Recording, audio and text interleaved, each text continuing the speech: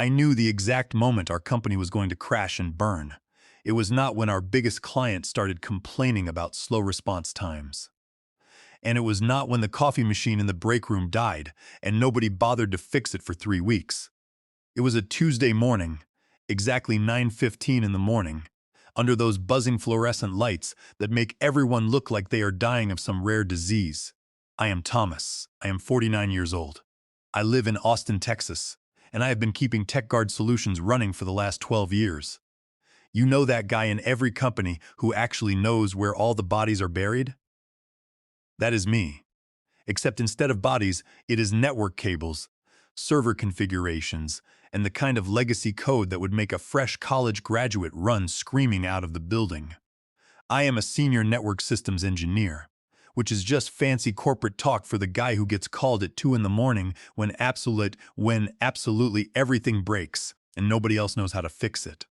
The problem with being the guy who quietly fixes everything is that people start thinking stuff just fixes itself magically. They think our network runs smooth because that is just how technology works these days.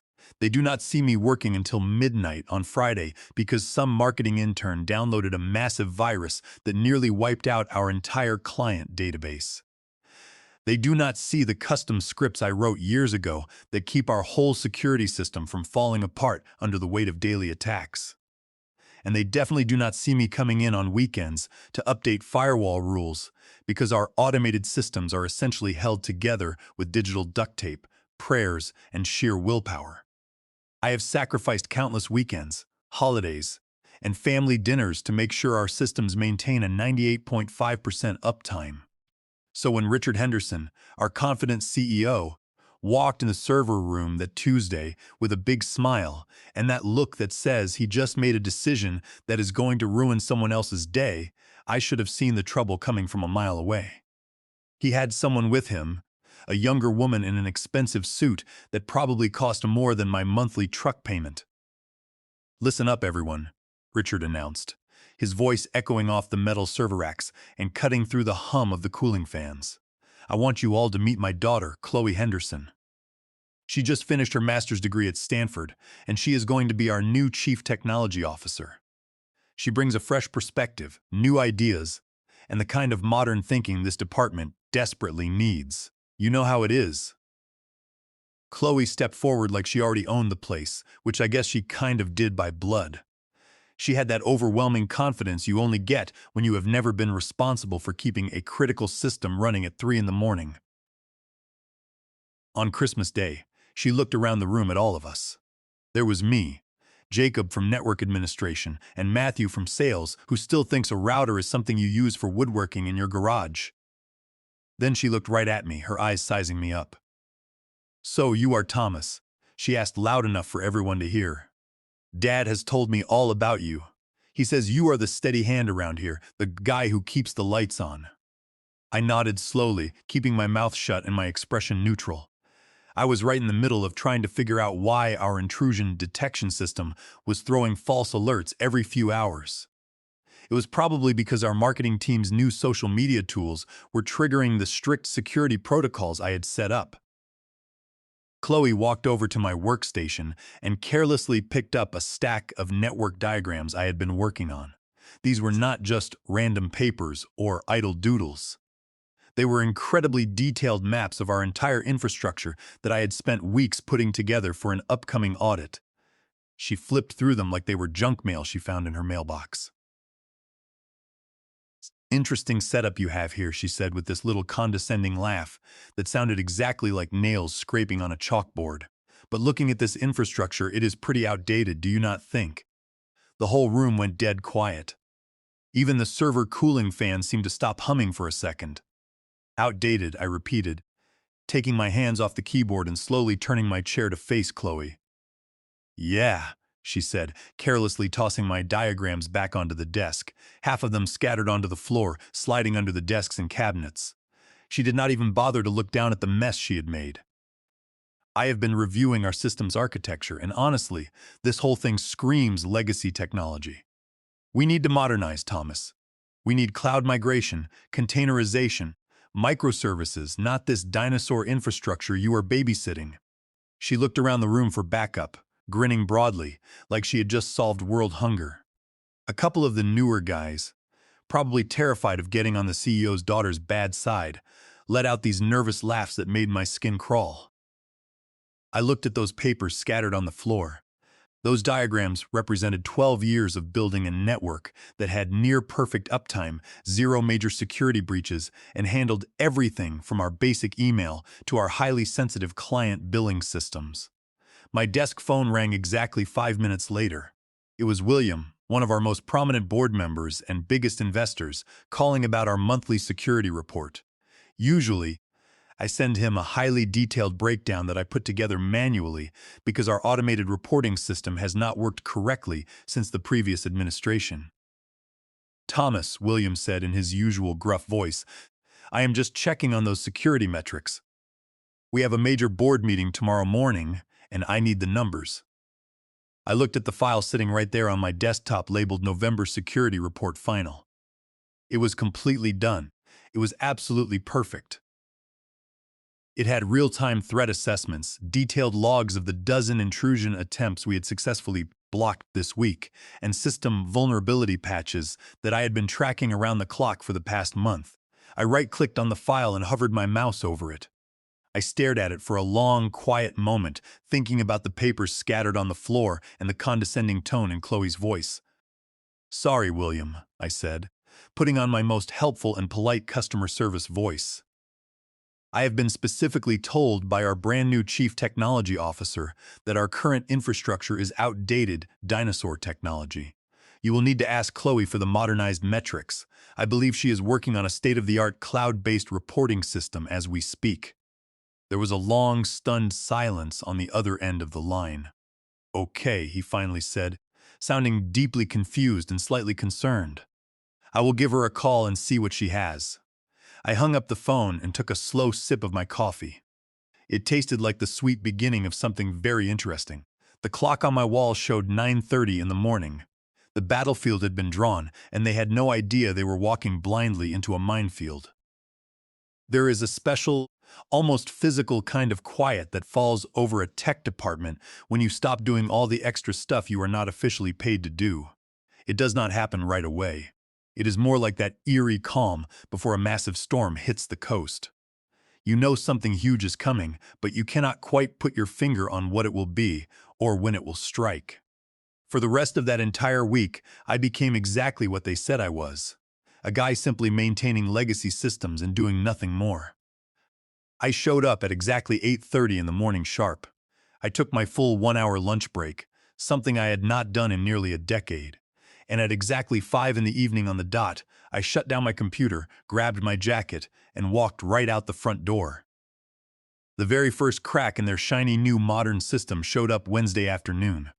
I was sitting at my desk, very carefully organizing some incredibly old cable documentation that nobody would ever read in a million years, when Matthew from the sales department came wandering over to my cubicle.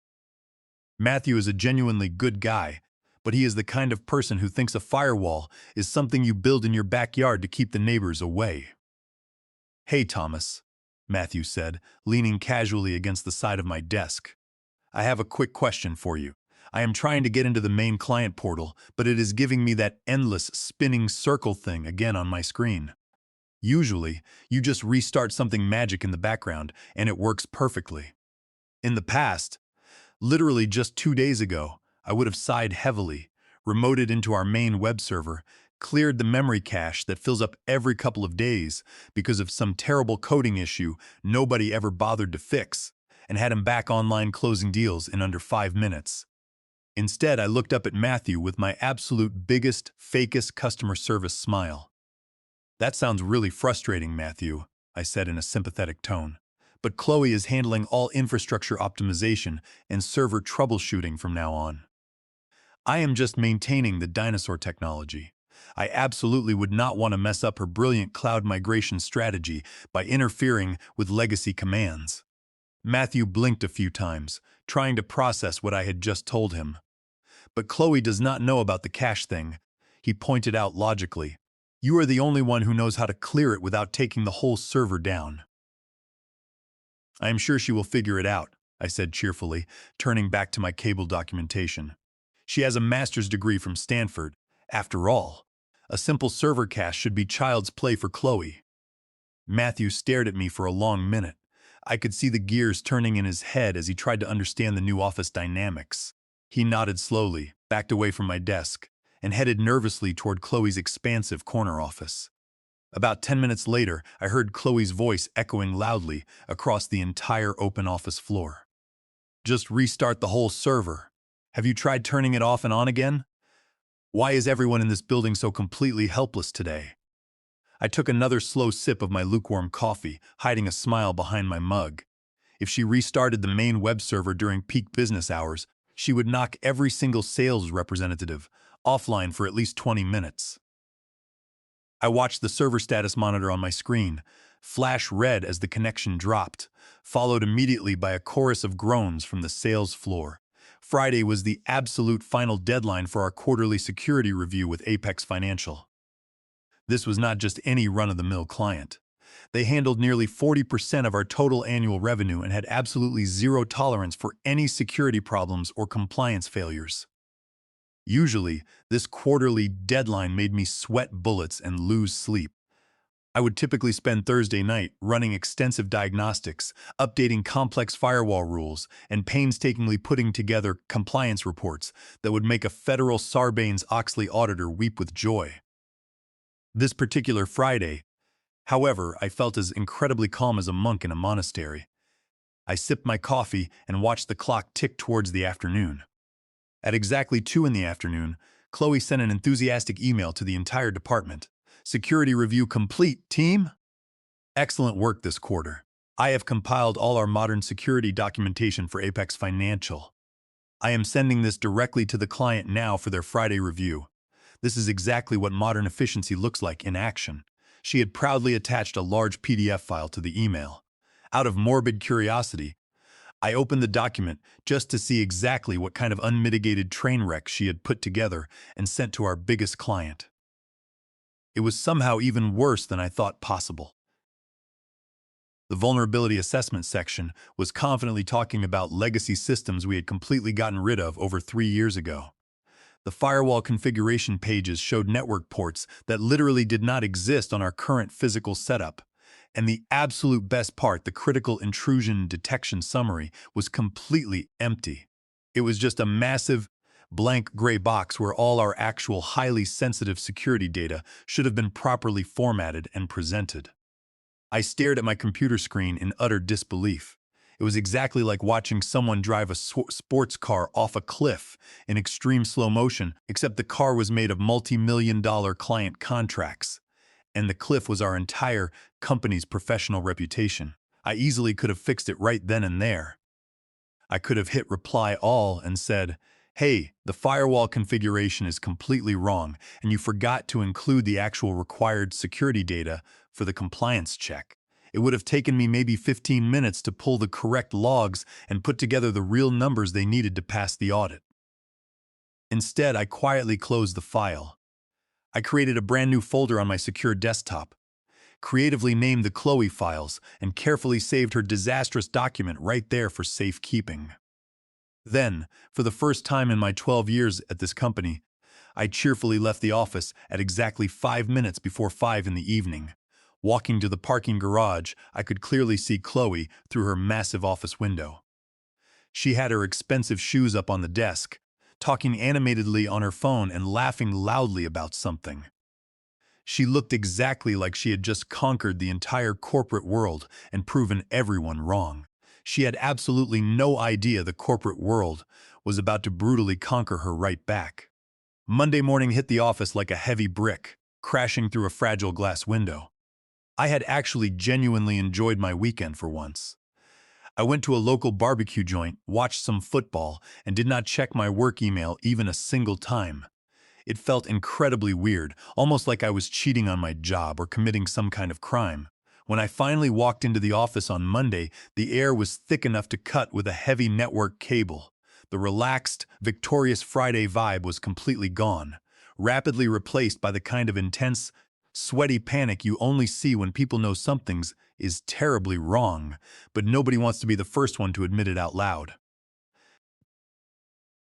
Chloe's heavily flawed security report had gone straight through Apex Financial's compliance department over the weekend. Their automated Sarbanes-Oxley compliance checker had systematically tried to verify our reported configurations against their own external scans and found, well, absolutely nothing that made any logical sense. I sat down calmly at my desk and turned on my computer. My email inbox was aggressively flashing with 31 unread urgent messages. That was actually pretty light for a Monday crisis, which immediately told me people were either too terrified to email anything that could be used as evidence, or they were frantically trying to handle the burning fires themselves. I slowly opened our main network dashboard. The very first thing I saw was our primary client status board blinking angrily right there at the top of the screen. Apex Financial connection suspended. Critical compliance violation detected. My desk phone started ringing loudly before I had even finished pouring my first cup of coffee. "Thomas," came Emily's frantic voice. She is our lead general counsel, and she sounded exactly like she was calling from inside a raging tornado. "Please tell me you are seeing what I am seeing on the client dashboard right now." "Depends entirely on what you are looking at," I said casually, keeping my voice perfectly calm and just loud enough for the panicked people in the surrounding cubicles to hear me clearly. Apex Financial is explicitly threatening to cancel their entire contract by the end of the day, Emily whispered urgently, as if she were sharing highly classified state secrets. They are claiming the security documentation we provided does not match their external network scans in the slightest. "Oh no," I said, doing my absolute best concerned employee impression and widening my eyes slightly. "That sounds terrible.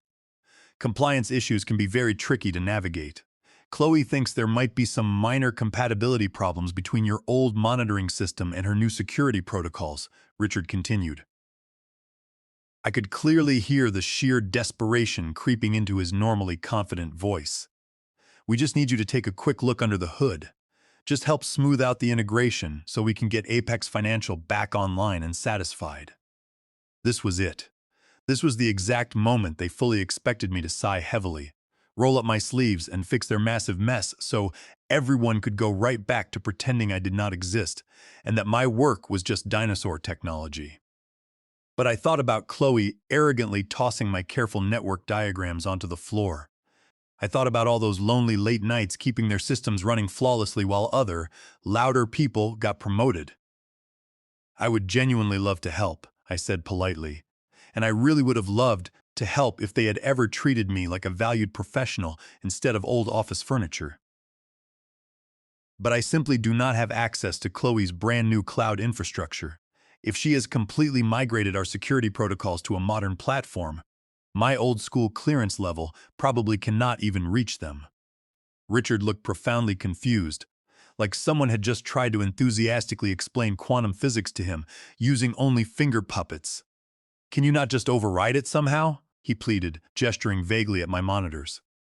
"Override it?" I repeated, slowly raising an eyebrow. "Richard, I am a network engineer, not a fictional hacker in a Hollywood movie. If Chloe has moved our complex security setup to an entirely new platform without meticulously keeping the old access controls intact, I would need her administrative credentials and full system documentation to even see what she has actually done." This was technically entirely true, but I intentionally said it in a way that made it sound as incredibly scary and dangerous as possible to people who did not fundamentally understand how enterprise networks actually function. Chloe went completely pale, all her previous confidence draining out of her face. "Documentation?" she stammered nervously. "Yeah, detailed network maps, precise access control lists, comprehensive security policy frameworks," I said helpfully, ticking them off on my fingers. "Extremely basic stuff for any professional infrastructure migration. Without that detailed documentation, I could accidentally wipe out the entire security system while blindly trying to fix one small thing." Richard looked sharply at his daughter, then he frantically checked his expensive watch. "Figure it out right now, Chloe," he ordered sharply. "Apex Financial absolutely wants clear answers by 5 in the evening, or they are walking away from their entire contract and reporting us for compliance fraud." Richard spun around and headed rapidly back upstairs, leaving Chloe staring blankly at me like I had just started speaking entirely in complex computer code. "You are doing this on purpose," she said quietly, her voice shaking slightly with poorly contained rage. "I am just trying very hard not to accidentally break your brilliant modern infrastructure with my outdated methods," I said calmly, deliberately turning back to my cable organization project. She stomped furiously back to her office. Through the glass, I watched her frantically searching online for network security documentation templates and quick guides on how to properly firewall policies for enterprise clients. The clock on the wall showed exactly 2:45 in the afternoon. That left exactly 2 hours and 15 minutes until Apex Financial's absolute final deadline. When people panic, they frequently make stupid decisions. When people panic and do not actually understand what they are dealing with, they inevitably make incredibly dangerous decisions. Chloe was about to spectacularly prove both of those points. By exactly 3:30 in the afternoon, she had finally figured out she could not magically create complex documentation for systems she fundamentally did not understand. She was completely stuck between admitting she had absolutely no idea what she was doing and losing our biggest, most important client. So, she did what every single desperate manager does when technology completely fails them. She aggressively threw warm bodies at a deeply technical problem. "Everyone, immediately stop what you are doing!" Chloe announced loudly at 3:45, aggressively clapping her hands together like she was calling a kindergarten class to attention. "The client verification process is having severe integration issues with our legacy systems. We are going completely manual. I need everyone to start pulling security logs directly from the server terminals and manually compile them into spreadsheets." The entire IT department groaned loudly in unison, sounding exactly like someone had just happily announced mandatory unpaid overtime on Christmas Eve. Manual log compilation was exactly like trying to count individual raindrops in a massive thunderstorm. It was theoretically possible, but practically insane and completely useless. She quickly started handing out frantic assignments. "Matthew, you handle all the firewall logs. Jacob, you take the intrusion detection data. Ryan, you get the access control records." She pointedly did not give me anything to do. I was the legacy problem, apparently, so I was left entirely alone. I sat back and watched the absolute chaos unfold like a magnificent slow-motion car crash. Matthew was squinting hard, desperately trying to read raw firewall logs that looked exactly like ancient Egyptian hieroglyphics to him. Jacob was frantically copying random error messages into Excel spreadsheets without understanding what any of them actually meant. Tuesday morning started abruptly with an urgent email marked emergency meeting. All hands, 8 in the morning, absolutely mandatory. I showed up at exactly 8:15 with my coffee and calmly took a seat in the back row. The large conference room felt exactly like a quiet funeral home. Richard was sitting stiffly at the head of the heavy mahogany table, with Emily and William from the executive board. Chloe sat nervously next to her father, looking exactly like she had not slept a single wink all night. "Team," Richard started, his voice incredibly strained like a guitar string about to snap in half. "Apex Financial has provided some immediate feedback about yesterday's security documentation." "Feedback. That is corporate speak, for they are threatening to sue us into oblivion." William loudly cleared his throat. He looked exactly like a man forced to watch his own money burn in a fire. "Apex's security team has definitively identified what they are officially calling material compliance violations based entirely on the terrible documentation we proudly provided them yesterday. They are not just completely canceling their massive contract, they are actively reporting us to federal regulators for severe Sarbanes-Oxley compliance fraud." The entire room went completely, dead quiet. Richard's tired eyes desperately found me sitting quietly in the back row. "Thomas," he pleaded quietly, "you have been managing our security flawlessly for 12 years. Please help us understand what exactly went wrong here." Every single head in the room slowly turned toward me. This was the moment, the absolute corporate equivalent of being handed a live microphone at someone else's messy trial. I stood up slowly and walked confidently to the front of the room. I smoothly plugged my laptop into the overhead projector.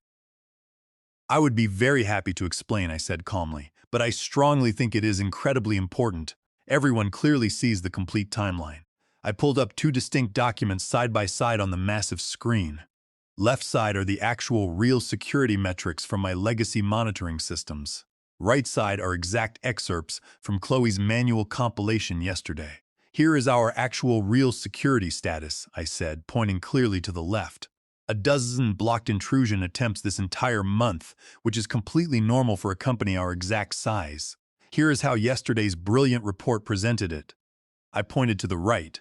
A dozen critical security incidents with absolutely zero context, making it look exactly like we are constantly under devastating attack and failing to respond. People started shifting nervously in their comfortable seats. Here is our actual secure access control. Left side again. Automated systems properly and securely separated from standard user accounts with all administrative access carefully logged. Here is how the manual compilation proudly showed it. Right side, critical system accounts recklessly mixed with standard user accounts, making it look exactly like we either have absolutely no security or I have completely unauthorized access to absolutely everything. Richard's face was rapidly turning an incredibly interesting shade of pale gray. The core problem is not our actual security, I continued smoothly. The core problem is aggressively documenting complex security systems without fundamentally understanding what you are actually documenting. William quickly raised his hand. Thomas, why on earth was this not carefully reviewed by you before it went directly to the client? I simply clicked to my final, most important slide. It was a massive screenshot of Chloe's Tuesday email, directly calling my crucial infrastructure dinosaur technology, and explicitly instructing me to step back completely from all modernization efforts. I was specifically and intentionally removed from the entire security review process, I said simply, letting the words hang in the air. I merely followed the chief technology officer's direct, written instructions to step back and let her completely handle the infrastructure documentation. The stunned silence in that room could have easily powered our massive backup generators for a week. Emily leaned forward, her lawyer instincts fully kicking in. Are you officially saying this critical compliance documentation was prepared and submitted without any input whatsoever from our senior systems engineer? That is exactly what I am officially saying, I replied calmly, and I have the complete email chain carefully saved to explicitly prove it to any federal auditors who ask. Chloe finally spoke up, her voice trembling. I was just trying to urgently modernize our outdated reporting process by openly documenting live security vulnerabilities and transparently sending them to a client who is legally required to report compliance violations. I just thought. William abruptly stood up, his chair scraping loudly against the floor. Richard, we need to have a serious talk right now. Absolutely everyone except Thomas. Please leave this room immediately. The large room quickly cleared out in absolute silence. Chloe was the very last one to go, shooting me an incredibly hateful look that could easily crash a server. When we were finally completely alone, William got straight to the brutal point. How bad is this situation, really? I carefully thought about corporate politics and delicate office diplomacy for exactly 2 seconds. Then I thought about 12 long years of keeping this chaotic place running perfectly while other, less competent people happily took all the credit. Apex Financial will definitely report us to the federal regulators, I said honestly. We could very easily lose our crucial security certifications. All our other major clients will instantly see that as a massive red flag. Worst case scenario, we are looking at going completely out of business within 6 months due to compliance failures.